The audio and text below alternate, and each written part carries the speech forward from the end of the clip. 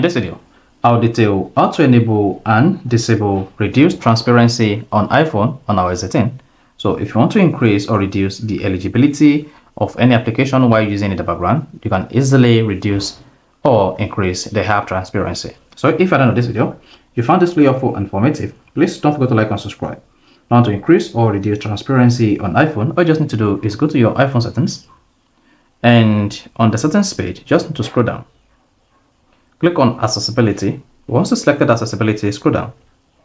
Click on display and text size. Then on the display and text size page, locate reduce transparency and turn this on. Then you should see improve contrast by reducing transparency and blur also background to increase legibility. So that is going to turn on or enable transparency on your iPhone. Now to reduce the transparency on your iPhone, you just need to again is disable this. So that's going to disable or enable reduce transparency on iPhone. So if you found this video helpful and informative, please don't forget to like and subscribe.